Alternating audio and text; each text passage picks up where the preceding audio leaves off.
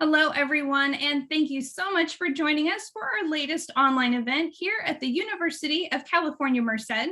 My name is Ricky Hill, and I am the e-recruiter here at UC Merced. Thank you once again for joining us. We are going to be talking about financial aid and scholarships this evening.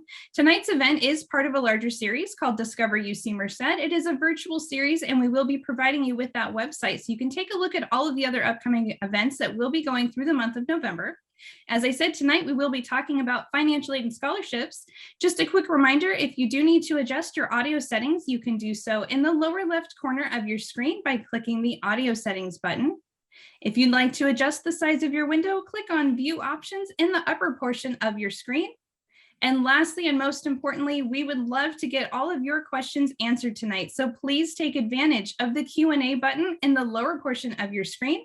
Send in those questions throughout the presentation. We are fully staffed behind the scenes with a panel of experts who will be getting to those for you, as well as a live question and answer session at the end of this program. So definitely stick around for that. Once again, my name is Ricky Hill. It's a great honor to be with you tonight to talk to you about financial aid and scholarships. At this time, I would love to hand things over to my colleague, the Director of Financial Aid, Ron Radney. Thank you, Ricky. I'm so pleased that you could all join us this evening. Over the next hour, I hope to provide you with information about what financial aid is, how to apply for it, and some tips for success. So let's start with the next slide. UC Merced has achieved several national rankings, including several #1s in the nation.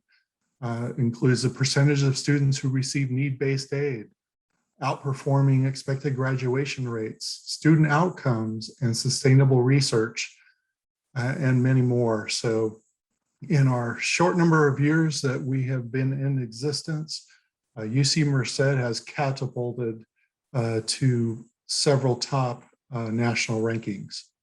Next slide, please. So financial aid can come from many sources, such as government, federal government, state government, the university, or a private donor. And aid may be awarded as gift aid. So what is gift aid? Gift aid is free aid. That is grants or scholarships that are awarded to you as free aid. You don't have to repay it. Also, student aid could include self-help aid, and that would be things like work study, which we'll talk about later, and student loans, which we'll also talk about in a few slides. Next slide, please. So why should you complete a financial aid application? Several students believe that their family income is too high to even apply, but that's not true. When you complete a FAFSA, the government central processor will calculate what they call an expected family contribution, or we call it an EFC, which is an index number used by schools to determine your eligibility for grants and most scholarships, as well as student loans. They send your data electronically to the schools that you list on your aid application, as well as to the California Student Aid Commission to determine your Cal Grant eligibility.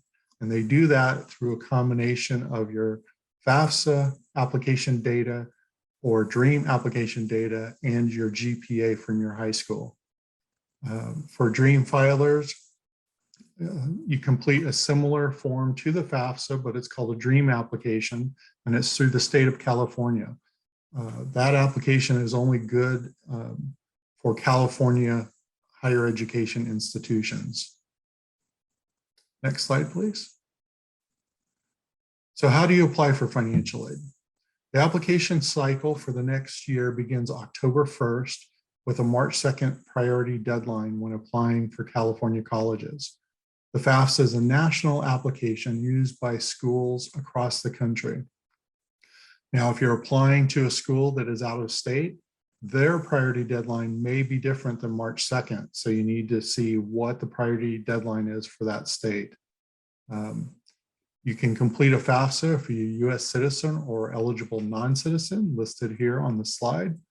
The DREAM application is a state aid application unique to California and may only be used, like I said, to attend a public college or university in California. Next slide, please. So in order to complete the FAFSA application, the student and the parent will each need to create their own separate FAFSA FSA ID numbers.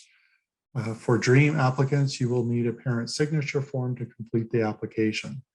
So if you click on either the FAFSA link or the DREAM application link, it will give you instructions. You'll also need your household 2020 tax information and W-2s. If you did not file an income tax return or you were not required to file because you earned less than the minimum amount required to file, you will just need your W-2 statements and your total earnings. You'll also need the net value of assets other than the home you live in. So for example, if your parents have other real estate or rental properties, investments, a business, a farm, you'll need to calculate what the market value is of those investments minus any debt owed on them to get at what is the net value of those investments or business, because they will ask you that information on the aid application. Next slide, please. So I want to give you my top 9 tips to maximize your financial aid. And we'll start with number 1, which is apply for admission by the deadline. The UC admissions deadline is November 30th.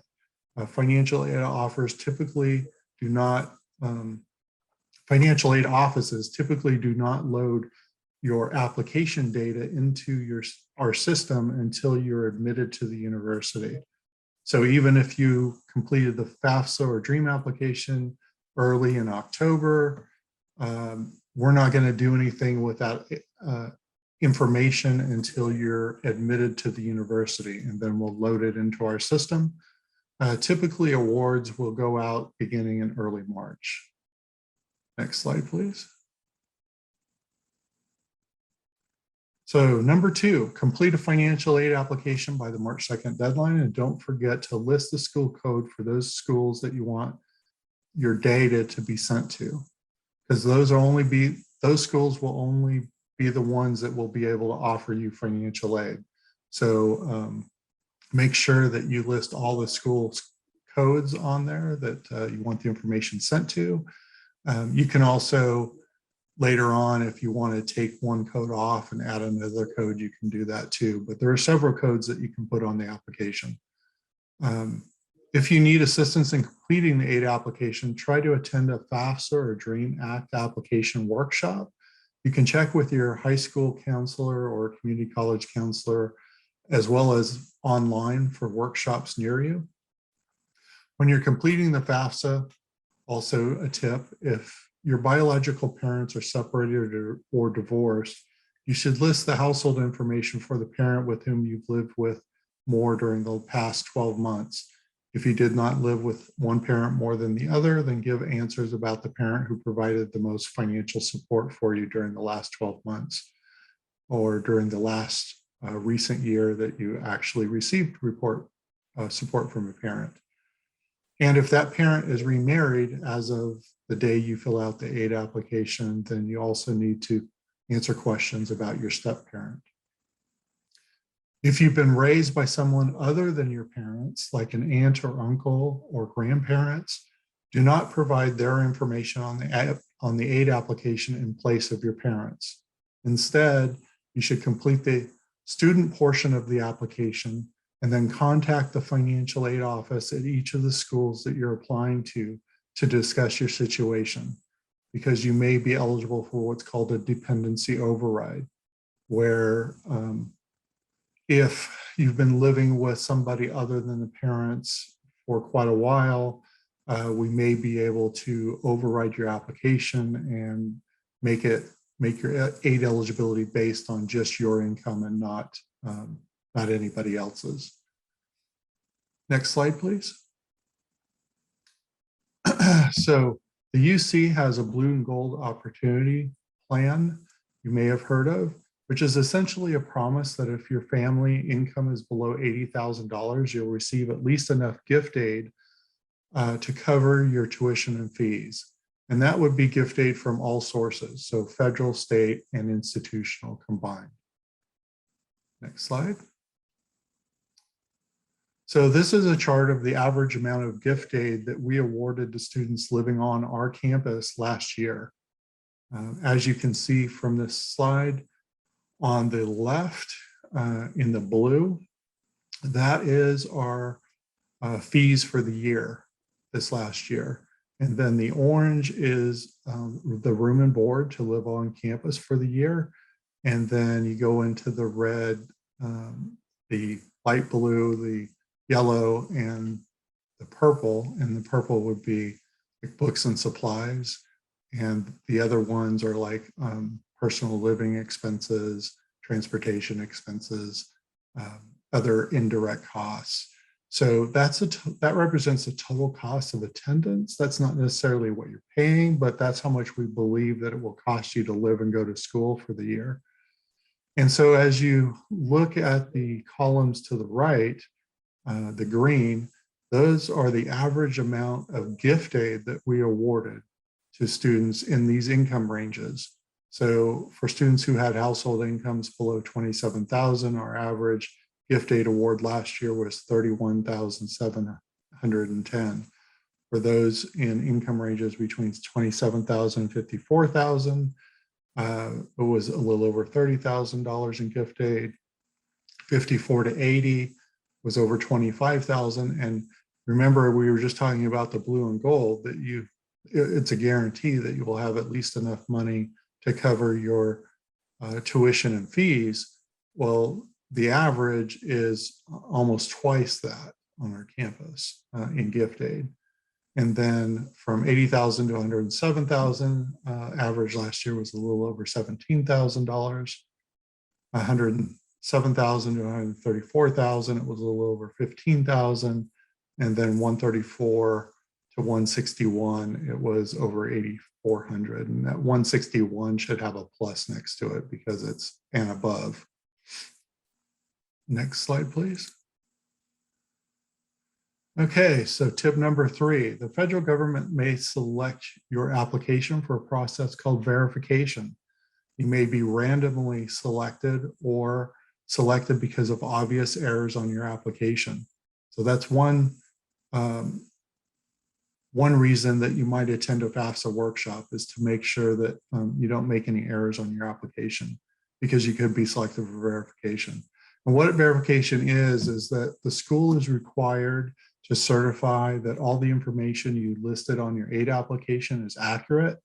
And so we have to do that by requesting supporting documentation like copies of your tax returns, W-2 statements, and other documents to say, yes, this information is all correct.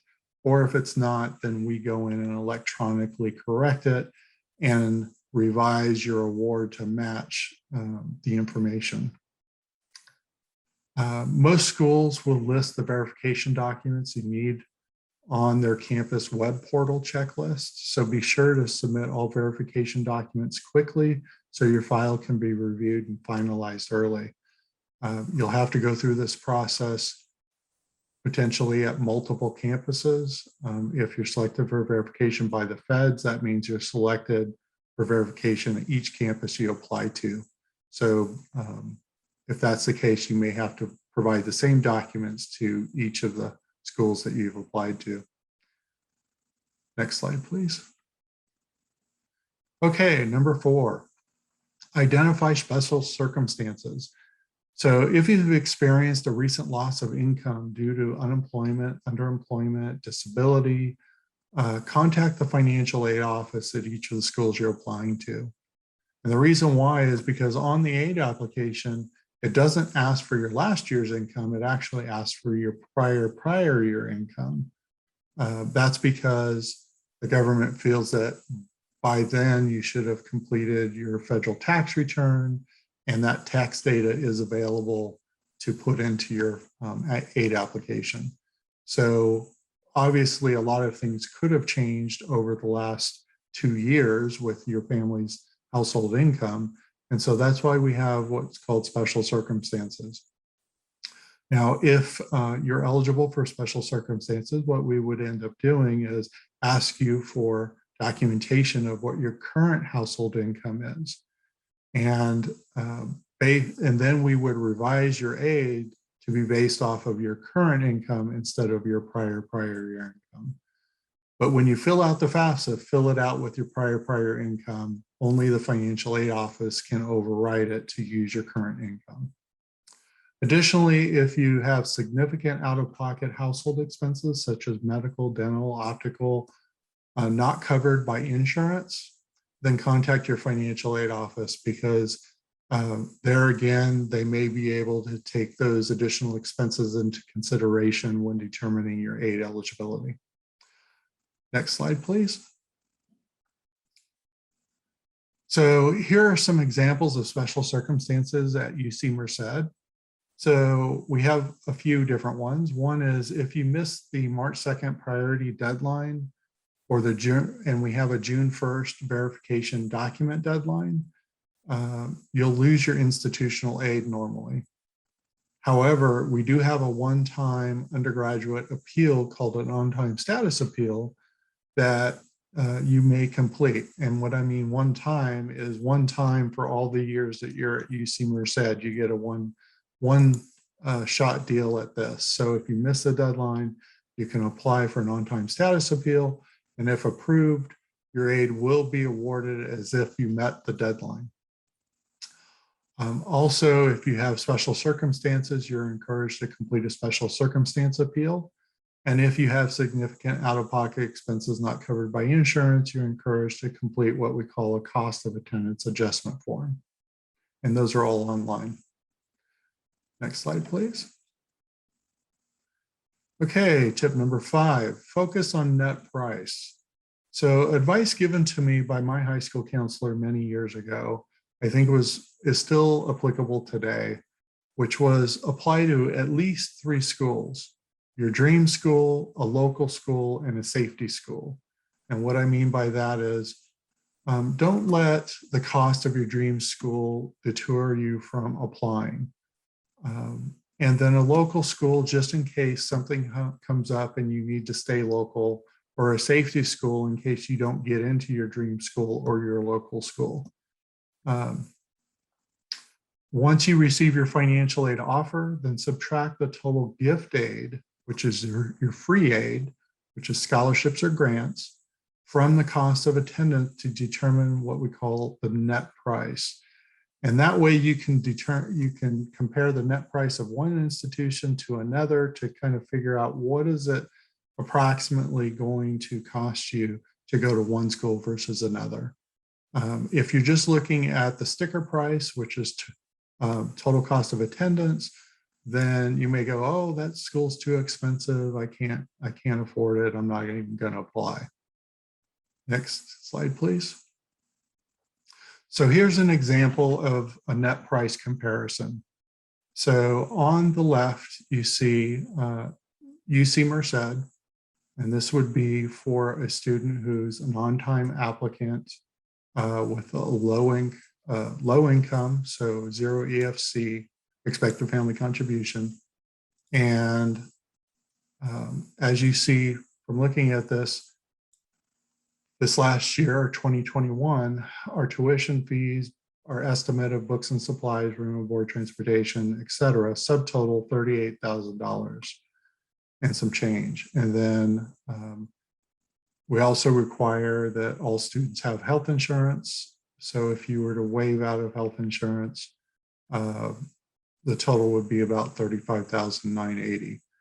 The typical gift aid that we would award to a low-income student this last year would be a Pell Grant, a Cal Grant, and Bobcat Grant, totaling over $28,000, leaving a net price of about $7,500. So on the right, you see an example CSU, Cal State University campus, and their tuition totaling about $22,000. And then the typical gift aid that you would receive if you applied there, and you can see the net price of $9,500, which is higher than UC Merced, even though the tuition at the CSU is much lower.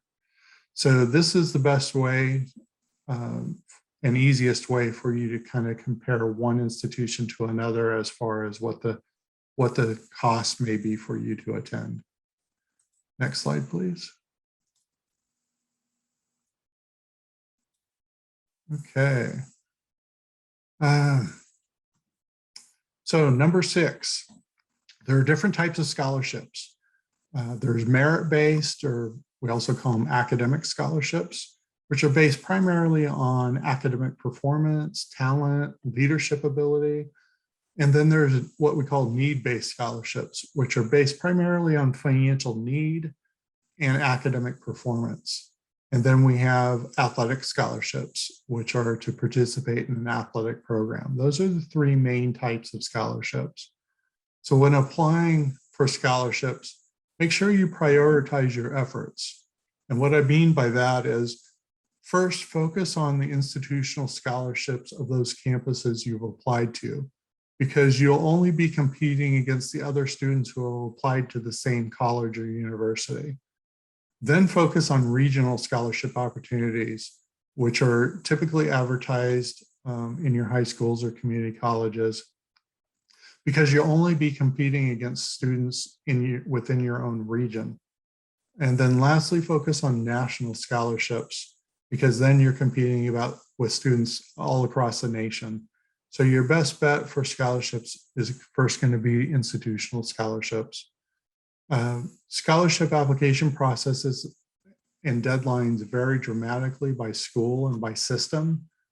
And what I mean by that is, at UC Merced, we use your admissions application data to determine all new student scholarships for incoming freshmen as well as incoming transfer students.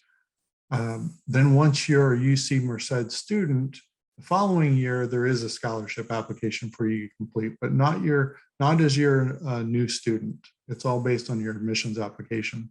That is not the case at some other institutions. So if you were to apply to a Cal State University school, they each have their own scholarship processes and applications for new students. Typically, they don't use admissions application data for their scholarships. So you need to check out what each institution's process is for scholarships. Also avoid scholarship scams that ask for confidential information like your social security number, date of birth, which you should never be asked for to apply for a scholarship. Also, never pay to apply for a scholarship. If you're applying for free money, it should be free. If you're paying for it, then likely there's a scam involved. Lastly, report outside scholarships to your financial aid office. So if you're lucky enough to receive an outside scholarship, whether it be a regional scholarship or a national scholarship or something from your high school or community college, make sure that you report those so that we can add them to your financial aid award package. Also, if you have VA or veterans benefits, you can contact the VA services office on the campus so that they can coordinate your VA benefits with your financial aid. Next slide, please. Okay, understand federal work study. So I mentioned this at the top of the presentation. What is work study? So work study is a federal government program that allocates funds to schools to help employ students. So that means that we provide work study awards to students who may be eligible to work on campus and receive work study funding. It's a great deal for the campus because the federal government gives us money to cover 75% of the wages, and the campus only has to cover the other 25%. If you're awarded work study, then you can work, at least at UC Merced, up to 18 hours per week while you're in school, and you'll receive a paycheck every 2 weeks. So it doesn't disperse into your account like your other aid. It's actually earned over time. So as you work, you receive paychecks. It helps you build your resume so that once you graduate, you have a resume. Work study earnings do not affect your future financial aid eligibility. So if you work and earn money for the year, that money is not counted against you in your future financial aid applications. If you're not awarded work study at your campus, there's also a possibility for you to work on campus in what's called a student assistant job. And the only real difference between a work study job and a student assistant job is the funding source. Where I mentioned that work study is funded primarily by the government, student assistant jobs are funded by the campus. So the campus would be paying your wages 100%. So each department has a budget and they would hire students and they would have to pay your wages. But other than that, there's no difference really in a work study position or a student assistant position. Next slide, please. Okay, understand your loans. So students may be offered federal student loans as part of their financial aid award package, but you're not under any obligation to accept loans. Or you may accept a lesser amount. So if you don't want the whole amount that's been offered to you, you can say, you know, I don't need that whole amount, but I do need some. So you can choose to accept a lesser amount. So there are several types of student loans. So for students who are DREAM applicants and attending a public college or university, there's what's called a California DREAM loan. And if you receive a DREAM loan, there's no interest or payments until 6 months after you either graduate or drop below half-time enrollment. If you completed a FAFSA application, there's a similar loan called a subsidized loan where there's no interest or payments until 6 months after you graduate or drop below half-time enrollment. So those are both great loans because there's no interest, there's no payments until you graduate, and they both have very low interest rates. If you're not eligible for a subsidized loan, then you may be eligible for an unsubsidized loan, or you may be eligible for both a subsidized and unsubsidized loan. The difference between the two is that the unsubsidized loan, the interest begins immediately, even though your payments don't start until after you graduate. Now, the interest will accumulate while you're in school, and if you choose not to make an interest payment while you're in school, then all the interest will be capitalized into your loan once you enter repayment. It has the same interest rate as the subsidized loan, so it's a low interest rate. The only difference between the two is when the interest begins. And then finally, there's what's called a Parent Plus loan. And these loans are where the parent is the borrower, not the student, and they are borrowing on behalf of their student to help fund their education. Those loans are processed through the campus. Credit approval is needed, and interest and payments begin once the loan is fully dispersed. However, parents may elect to defer the payments while their student is enrolled at least half time. What that means is that you don't have to make payments while your student's in school, but your payments will capitalize if you don't make them. Okay, next slide, please. Okay, so tip number 9, pay attention to deadlines. Financial aid funds are limited, so priority consideration is given to students who meet application document submission deadlines. Like I said before, if you miss a deadline, it could result in forfeiting some of your aid. You could lose work study or SEOG grant, which is a federal grant. You could lose out on a Cal grant, institutional grants, and more. So make sure that you meet all the deadlines. That's really important. And not just as an incoming student, but every year that you're in school, you're going to have to resubmit your FAFSA or DREAM application each year, and you're going to have to meet those deadlines each year that you apply. Okay, next slide, please. So here are some deadlines at UC Merced. For 2020 22-23. So March 2nd would be the priority FAFSA California Dream application priority deadline. Financial aid award notifications will begin in March.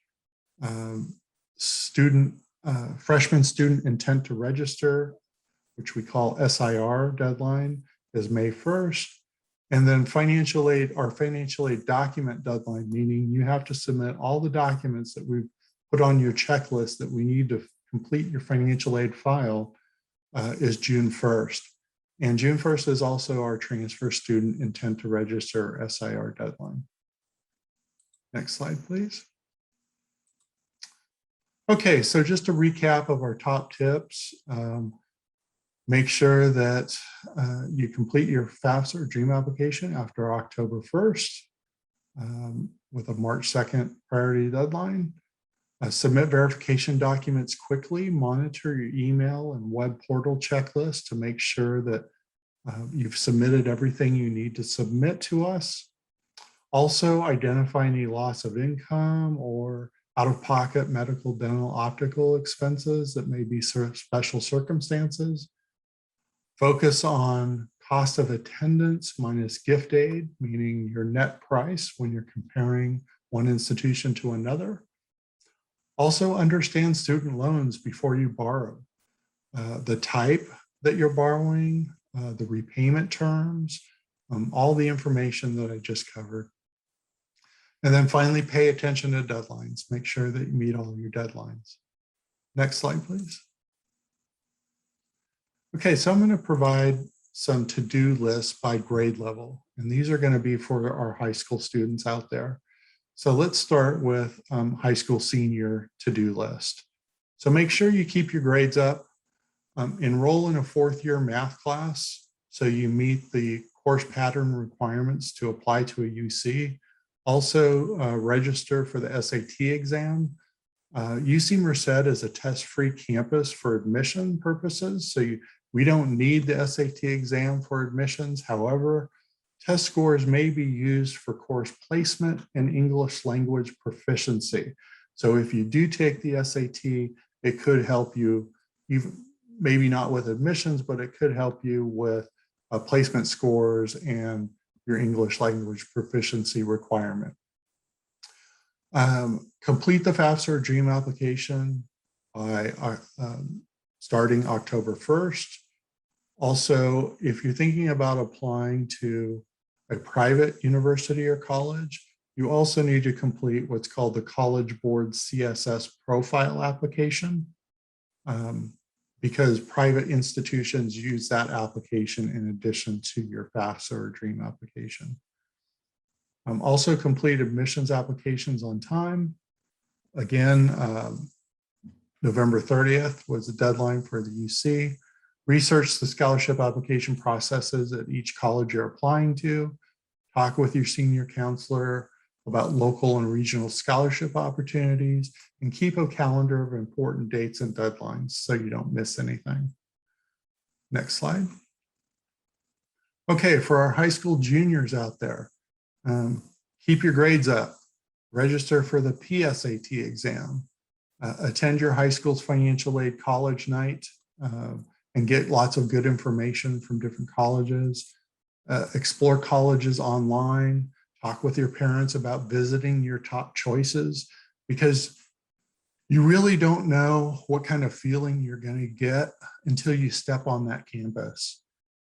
You could look online and go, wow, that college really looks great. You know, I think I want to go there. But until you step on campus and kind of get that feeling, you really don't know 100%. So I'd really encourage you to visit each of the schools that you're applying to.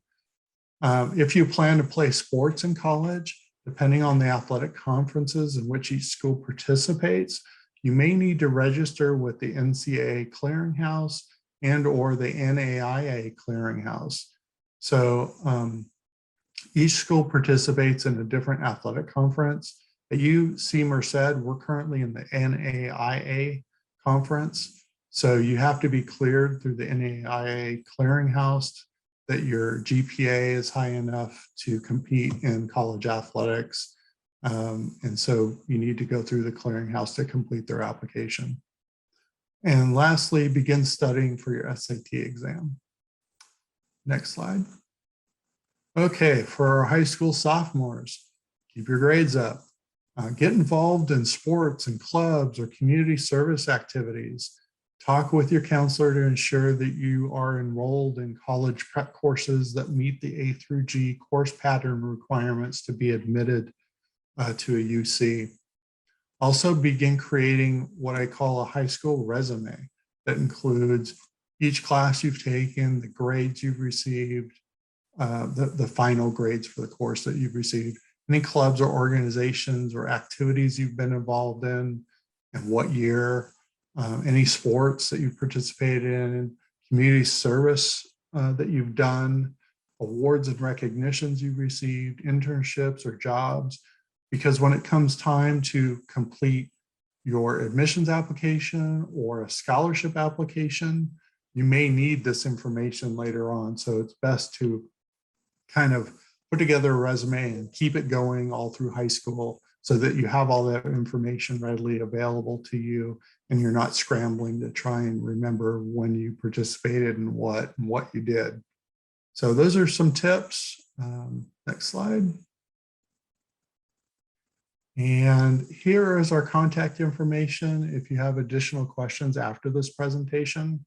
So our Students First Center, they support our admissions office, our registrar's office, and the financial aid office by answering any general questions that you may have about any of those offices or processes that they administer.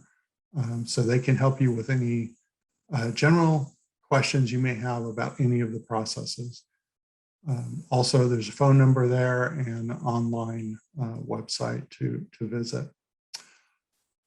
You can also follow us on social media and visit our financial aid website where there's a lot more information than just what I provided tonight.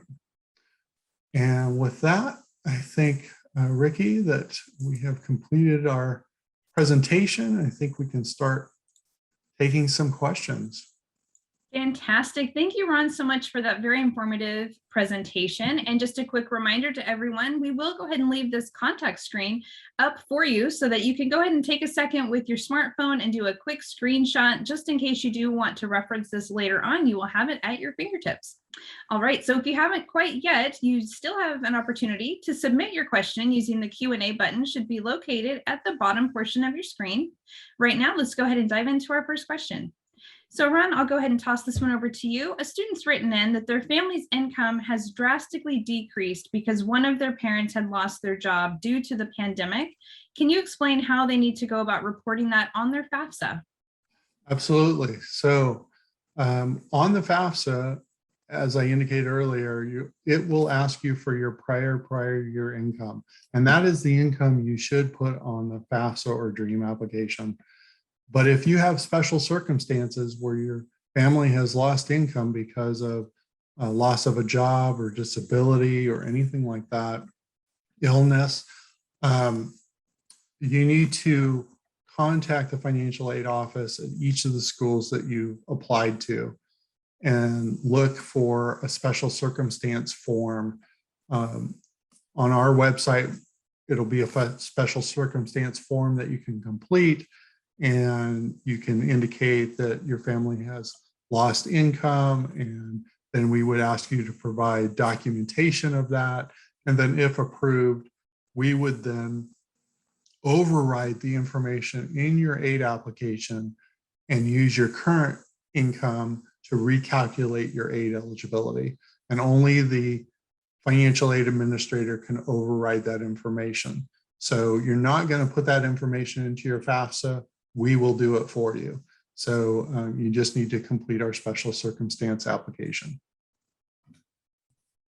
Great, thank you, Ron. So the next question has to do with the middle class scholarship. Someone's asking if that middle class scholarship, does it readjust the award every year based on their family's income, or can they get the same amount each year? Okay, great question. The California Middle Class Scholarship, which right now the state legislator is working on changing how it works, but currently the way that it works is that eligibility is determined each year independently of each other year. So just because you receive a middle class scholarship this year doesn't necessarily mean you're going to receive one next year. It's all based on your household income and what other aid that you've been offered. Because the way that it's calculated is it covers up to 40% of the system-wide tuition and fees, but then we have to subtract from that any gift aid that you've received, such as Pell Grant or Cal Grant or any other gift aid. So they're trying to target the middle class that doesn't get a lot of the grant aid. So what I'm trying to say, I guess, is that your eligibility and your award one year won't carry over to the next year. It'll be a whole new award the next year based on your FAFSA or DREAM application data for that year. Great. And so we have another question coming in about scholarships. So someone's asking a question, do we have specific scholarship programs for just certain majors, or is there just one application and it looks at every major? Sure. So on your admissions application, there are several questions that have to do with that we cross-correlate with scholarships. So as you get to a point in your aid application or in your admissions application, it will ask you questions about are either of your parents U.S. veterans, and it'll go through like several questions that you can answer. And we use the answers to those questions to try and match you to scholarships that we have. So there's no scholarship application you have to complete. And some scholarships, every scholarship is different. So some scholarships are for certain majors. Other scholarships are for students who come from different regions in California or different high schools, or ultimately their career goals or something. I mean, what each scholarship focuses on is different. So it's kind of not a one size fits all. We use the information from your admissions application to try and match you to scholarships that you meet the criteria for. Great, thank you so much for that. So we have another question coming in that has to do again with financial aid, perfect topic for this presentation. So the student's asking, are they allocated the same amount of financial aid funds every year, or does that amount gradually go down over the course of the 4 years, or is there some other formula that it follows? Financial aid is, again, based on your aid application each year. And so if your family's information changes from year to year, then your aid may change from year to year. So currently the financial aid application asks for your family household income, taxes paid, how many are in the household, how many of those in the household are in college, what assets do you have? So there are several questions in the FAFSA, and if your answers to those questions change, which income always changes a little bit from year to year, it could change your financial aid from year to year. So just because you receive something in 1 year doesn't necessarily mean you're going to receive that the next year, especially if your income has changed. I would say typically, if your income doesn't change and you're an on-time applicant and you submit everything on time, then typically you're going to receive the same or very similar aid package from year to year. Wonderful. And then also, can we generally just review the financial aid deadlines that are coming up that people should be marking their calendars with? I can go back a slide if that's helpful as well and put that back up on our screen. So financial aid deadlines, First is completing the FAFSA or DREAM application. And for 22-23, those just came out October 1st. So you can apply now for next academic year. In California, the priority deadline is March 2nd. Again, if you're applying to a college or university out of state, there's different priority deadlines, so you'll have to find out what it is for that state. Financial aid award notifications usually start going out in early March. So that's a March timeframe is about when you should be receiving your notification of how much you're eligible for. And then at that point is where you can compare net prices of one university to another. And then May 1st is when you have to determine if you want to register. And that would be the deadline at UC Merced. Is the intent to register deadline is when you're actually committed to the university to register. And then June 1st would be our document deadline and transfer intent to register deadline. So those are the primary deadlines. There are other deadlines, but these are the major deadlines. Other deadlines like are through the registrar's office. It might be the, oh, my mind just went blank. The SLR, which is a statement of legal residence. So some students may need to complete a statement of legal resident, and there's an application for that, and there's a separate deadline for that. But that's not through the financial aid office, that's through our registrar's office. So you'll need to monitor the deadlines, and the best way to do that is to follow the university on social media. Also, our Students First Center puts all the deadlines on a calendar on their website. That's another good way of knowing what the deadlines are for not just financial aid, but other areas as well. Sorry, long answer to a short question. It's fantastic information. Thanks, Ron. All right, let's go to another question, a little bit different, and we may want to ask another colleague to go ahead and hop on for this one. So the question is, do you offer any tuition discounts or scholarships for out-of-state students or international students? And I believe we have our Director of Admissions on with us. Dustin, would you like to take this one? Yeah, absolutely. So at UC Merced, we offer two programs that might be interesting to you. First, we participate in WUI, or the Western Undergraduate Exchange Program, which are basically students who are in states adjacent to California can qualify to pay for 150% of resident tuition. That's a significant cost savings over what typically non-residents would pay. And you can find out more information about that program at admissions.ucmerced.edu/WUI. We're also the only University of California campus that offers that program, and we offer it in all of our undergraduate majors at the first year and the transfer level. Another scholarship that is specific to international students is actually offered through our International Student and Scholars department. It's called the UC Merced International Student Scholarship, and information about that particular program my colleagues will post in the chat. But that program allows for international students to be awarded up to $5,000, anywhere between $2,500 to $5,000, depending upon the year and the award dispersed to the student.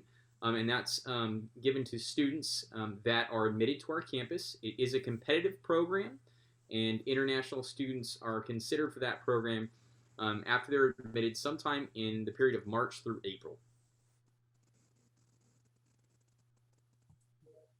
Fantastic. Thank you both so much for that great information. So at this time, what I'd like to do is talk a little bit about where people can reach out if you have questions about your financial aid or even your admissions application for that. So I'm going to go ahead and leave this contact screen back up on the screen, and also welcome on our Director of the Students First Center, Lisa Perry, to go into a little bit more detail about what they offer.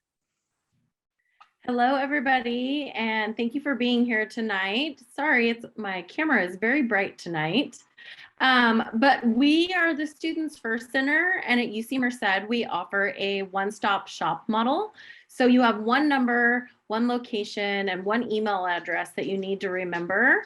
And our staff are cross-trained in admissions, financial aid, registration, and billing. So we are a great place to start if you have questions and don't really know what to ask, or just need any basic kind of guidance on next steps, when you should expect to hear from us, kind of all the things related to enrollment, financial aid, and becoming a student at UC Merced. We are a great resource. You can email us, you can call us. We have a chat service. You can schedule a virtual Zoom appointment. So it's really up to you how you want to interact with us. If you come on a tour, our office is located right next to the tour center. And so there's many, many ways that you can interact with us and get help. Wonderful. Thanks so much, Lisa. All right. And then, like she said, also on the screen, we do have all that contact information. They've got a great website, a great contact us page, gives you tons of links and all that information you see there. Or once again, you can use your smartphone, go ahead and take a quick picture of that, and you can reference that later on. So as we are nearing the end of our event, I will go ahead and grab a couple more questions that you guys have sent in. If you haven't sent one, you still have time. Go ahead and send it in now using the Q&A button. All right. So the next one that we'll go to here. So Ron, someone is writing into us that for their financial aid, I'll just read exactly what it is here, that it's just this person and their father on their tax return. So do they need to have their mother's information also if they file separately? So if the parents are divorced or separated, then you would provide the information on the aid application with the parent with whom you have lived with the most the last 12 months. And if that's your father, then that is what you would put on the aid application, would be his income, as well as the student's income. And then there is information, or there's a place in the aid application that will ask about any other income or child support that's received. And so if the other parent is providing additional income or child support or anything like that, then it would be listed as well, but you don't need the full household income of the other parent in that situation. So if you have more questions about that, contact our Students First Center and they'll walk you through how to complete the application. Great, thanks, Ron. So another follow-up question here from another person that's watching us. If a student is gifted a scholarship their very first year based on their merit and their GPA, will they still be given that their second year? Some scholarships are renewable and some aren't, depends on the scholarship. And what I mean by renewable is as long as you maintain a certain GPA, then you can get that scholarship again the next year. Some scholarships are renewable for up to 4 years, and some are not renewable. It just depends on the scholarship. If you receive a scholarship from UC Merced, it will tell you whether it's a renewable scholarship or not. Great. And another scholarship question coming in. Are there any scholarships that are still available for students with any type of income status that will actually cover their full tuition expense? Still available for next year or for the current year? Well, they didn't specify. So do you want to touch on both, and maybe if this person is currently enrolled and they hopped on, we can get their question answered, or if it's someone incoming? Well, I'm thinking that the student might be somebody who will be transferring in the spring, possibly this spring. Wondering because our scholarship application period is typically in February for the upcoming academic year. And so a lot of times students who transfer in mid-year don't meet that scholarship application deadline. We do have some other scholarships though that are outside of that February timeframe. And we do have some scholarships that are specific to transfer students. So you should still apply. If we're talking about new students for next year, then again, you're not completing an aid application. It's basically we're awarding scholarships to you based on your admissions application. Same with an incoming transfer student. You apply through your admissions application, and then we determine your eligibility. And like I said, there are some scholarships for transfer students that we have.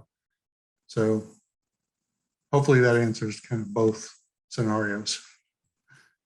That's great. Thank you. So we have time for one more question. This one is, how long does it take to hear back after someone has turned in the FAFSA? What would the time frame be if they made a mistake that they may hear back, or also let's toss in their verification if they're required to submit anything else? Okay. Let's see, there's a couple of questions in there. So if you completed the FAFSA and you made an error on the FAFSA, if you know you made an error, you can correct it yourself. And what will happen is the government will reprocess it and they'll send us a new version. But if we catch the error through verification, where you've given us all of your household income information and asset information, and we've caught something that doesn't match up with your aid application, then we will make the changes electronically for you and recalculate your aid eligibility. Timeline on that depends on when you get the verification documents into us. That's why I say the sooner the better with verification documents. So you want to check your checklist in your portal and make sure you turn in all your documents to us as soon as possible. If we get your documents, let's say we send out the award notification in March, and you're selected for verification, then we're going to post all these document requirements in your portal. If you get all those documents to us in April, we're going to be able to complete your verification within a few weeks after that. But if you wait until closer to school starting to get all those documents into us, or closer to, well, June 1st, you need to get them in by the June 1st deadline to make sure you don't lose any aid. But if you get them in by June, right at June 1st, or even later than that, chances are that a ton of other students have submitted them at the same time, and it's going to take us much longer to process your verification than it would if you had submitted everything earlier. So I really encourage everybody to submit their documents early. And Ricky, before we close out, I don't know if somebody can maybe give some information on how students can take a virtual tour. I think that would be great. Absolutely. We actually do have an event that will be coming up. And so this is a great opportunity. So thank you, Ron, for segueing right into this. We have a big series, a virtual series of the Discover UC Merced. So there are a lot more events coming up similar to this one in format. One of those will include a virtual campus tour. So one of our colleagues behind the scenes will go ahead and drop that link into the chat for you. Another part of the Discover UC Merced virtual series, it involves, as I said, a lot of different events. Some of those include not only financial aid, but there's more information sessions coming up about each of our schools. So that includes the School of Social Sciences, Humanities, and Arts, the School of Natural Sciences, and also School of Engineering. Those will be great information sessions where you can hop on and hear all about what those programs and majors have to offer. Others also are focused on the admission application itself. So we have tons of workshops coming up. We highly recommend that you jump on that website and go ahead and get yourself registered, save your seat. Some of the topics that we will focus on with those include the personal insight questions. So those are the PIQs that you may be hearing about. So that's a great one to join so that you can definitely get some tips and tricks from all of our admissions evaluators and recruiters to help you best present yourself in those PIQs. As I said, we also have many other admission application workshops that cover every single portion of that application. So definitely look into those on that website for Discover UC Merced, the virtual series. At this time, I'd like to definitely thank everyone that was on with us. Thank you so much, Ron, for your great and informational presentation tonight on financial aid and scholarships, a great topic for everyone to hear about. Thank you also to everyone behind the scenes, all of our panel of experts who were answering those questions behind the scenes. On behalf of everyone at UC Merced that was on with us tonight, as well as on our campus, we thank you so much for joining us. Have a wonderful night, everyone.